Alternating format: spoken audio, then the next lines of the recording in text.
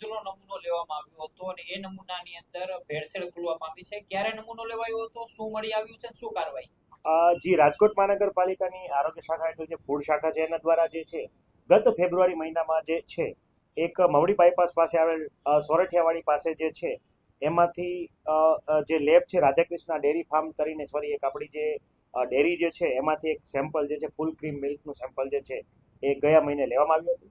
એ sample લઈને ધારાધોરણ મુજબ આ સેમ્પલ જે છે ફૂડ લેબોરેટરી ખાતે જે છે પૃથ્થકરણ અર્થે મોકલવામાં આવ્યું હતું.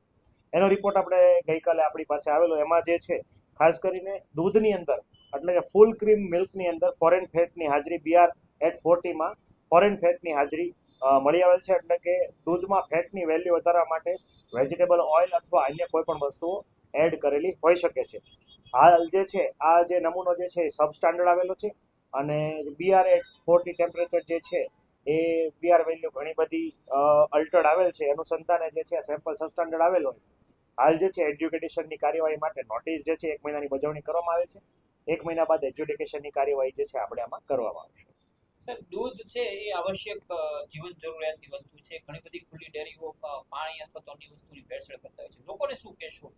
જી, ખાસ કરીને વાત કરીએ તો બની શકે તો તમામ લોકોને એક અપીલ કરવામાં આવે છે.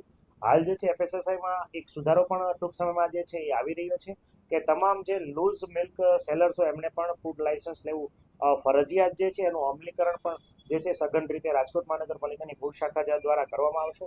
આ ઉપરાંત ખાસ કરીને લોકોને એક અપીલ છે કે બની શકે તો તમારી સામે તમને વિશ્વસનીય હોય એવા જ દૂધ ઉત્પાદક અથવા વિક્રેતાની પાસેથી જ દૂધ ખરીદવાનો આગ્રહ રાખવો જોઈએ. ખાસ કરીને દૂધનો ટેસ્ટ, દૂધની સુગંધ અને જે દૂધની અંદર જે છે એ ફેટ અથવા ચરબીની વેલ્યુ કેટલી છે સામાન્યતઃ દૂધ પીવાથી આપણને ખબર પડતી હોય છે. આ ઉપરાંત જ્યારે પણ કોઈ અન્ય પાણી એડ કરવામાં આવે ત્યારે દૂધની જે છે એ ઘનતા એટલે કે દૂધ જાડું નહીં થોડું પાતળું થતું હોય છે. આ ઉપરાંત મોટા ભાગે છે ફેટ કાઉન્ટ વધારવા માટે ઘણી વખત જે છે દૂધ વિક્રેતાઓ અથવા ઉત્પાદકો જે છે એની અંદર જે ફોરેન ફેટ જે છે ઘણી વખત એડ કરતા હોય છે જેના કારણે એમને આવશ્યક ભાવ જે છે એ ઘણો બધો ઊંચો મળતો હોય છે.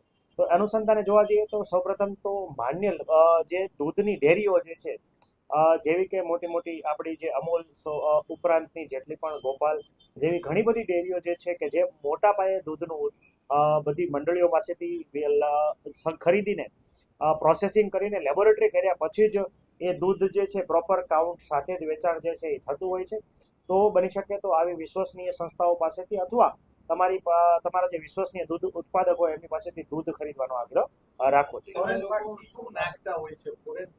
ખાસ કરીને ફોરેન ફેટમાં મોટા ભાગે વેજીટેબલ ફેટ ઉપરાંત ઘણી વખત એનિમલ ફેટ આ બંને જે છે એને ફોરેન ફેટ કહી શકાય છે. પરંતુ મોટા ભાગે દૂધ ઉત્પાદકો જે છે એ દૂધની ફોરેન મીન્સ ફેટની વેલ્યુ જે વધારવા માટે મોટાભાગે વેજીટેબલ ઓઇલ્સ અથવા વેજીટેબલ ઘીસ જેની અંદર ઉપલબ્ધ ફેટ જે હોય એ સેપરેટલી એડ કરતા હોય છે.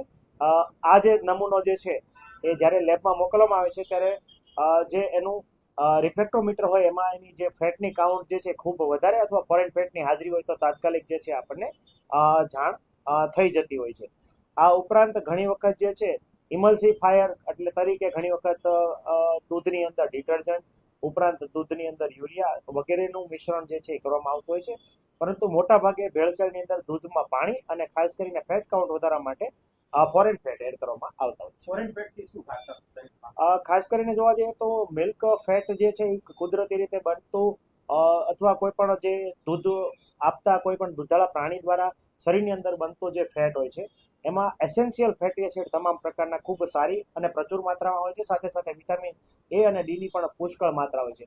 જ્યારે વેજીટેબલ ફેટ અથવા ફોરેન ફેટ એમાં એડ કરવામાં આવે છે ત્યારે એમાં જે એસેન્શિયલ ફેટી એસિડ જે છે એ ના હોવાને કારણે એસેન્શિયલ સિવાયના ઘણા બધા ફેટી એસિડ હોય છે કે જે તમારા શરીરની અંદર ખાસ કરીને તમારી ફેટની જે મેટાબોલિઝમ છે એ ખોરવતા હોય છે. અને લાંબા ગાળે આવું દૂધ જો ફોરેન ફેટવાળું દૂધ પીવામાં આવે તો ખાસ કરીને તે ઓબેસિટી મેદસ્વીતા ઉપરાંત જે છે લાંબા ગાળે ડાયાબિટીસ અને હૃદયની જે નળીઓ જે છે એની અંદર એથ્રોસ્ક્લેરોસિસ આર્ટેરિયોસ્ક્લેરોસિસ વગેરે જે છે બીમારીઓ જે છે એ નોંધે છે.